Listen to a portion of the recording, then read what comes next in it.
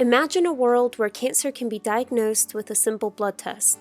We're still quite a ways from that, but it is the premise of my research assistantship at UTHealth. You see, each cell has DNA. DNA contains instructions on how to program our cell's activities and is tightly packed into chromosomes. A gene is a special segment in a chromosome that can contain mutations which result in uncontrolled cell growth and eventually a tumor.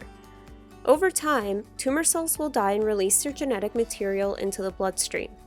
These pieces of DNA are known as circulating tumor DNA or ctDNA and can be detected through a simple blood test.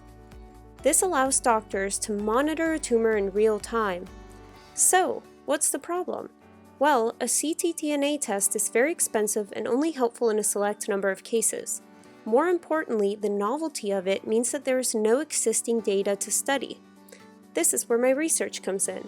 At UTHealth, we are focused on generating data through clinical trials. Clinical trials are essential for advancing treatment and diagnostics. However, the process can be very slow and long. Currently, we find ourselves right here.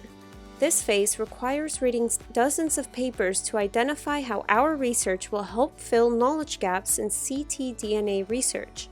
We discuss these findings in our study protocol, which contains our literature review and methodology. Once the protocol is accepted, the clinical trial can begin. This study seeks to use results from ctDNA tests to help guide treatment decisions. In essence, patients with no ctDNA in the blood will undergo less extensive treatment than those who test positive. The data from the study will provide physicians with more information as to how reliable testing is, how much results should impact clinical decision-making, and pave the way for future studies.